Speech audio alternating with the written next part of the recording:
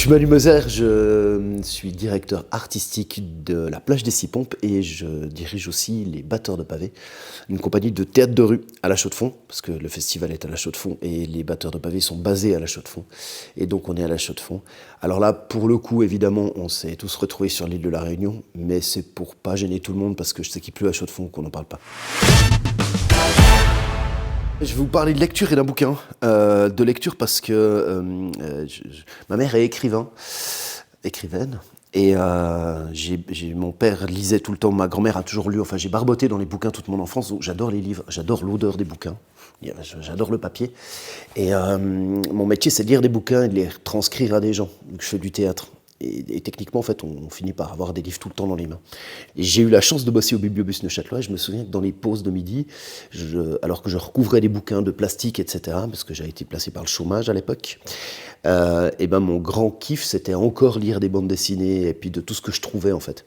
À tel point qu'en fait, j'achète des bouquins, j'en suis des fois à pas les lire. C'est juste parce qu'en fait, j'ai envie d'avoir le livre pour me dire je vais le lire un jour. Et au final, je le lis pas et c'est gênant. Je vais vous parler d'un bouquin que j'adore, un bouquin de science-fiction.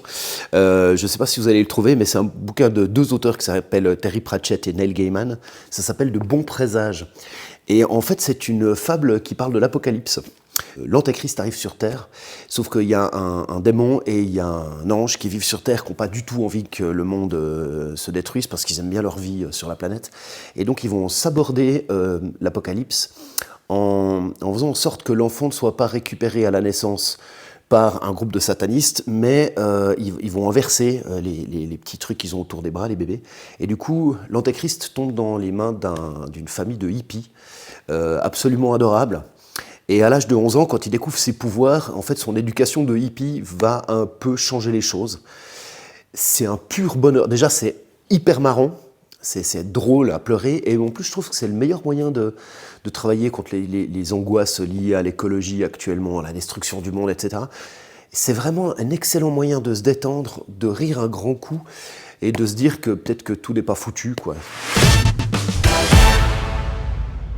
Ouais, c'est vrai, c'est marrant, en fait, que j'ai bossé au Bibliobus, il y a quelque chose d'assez marrant qui est assez proche des missions des Arts de la rue.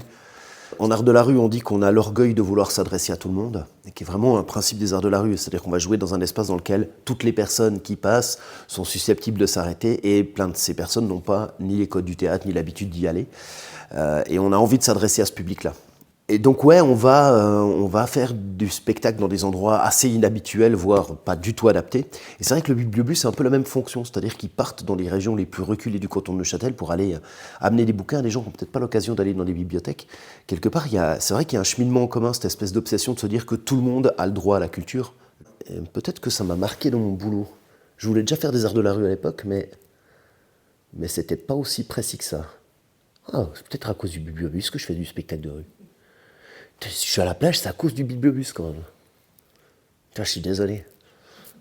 Ça, c'est la faute du Bibliobus.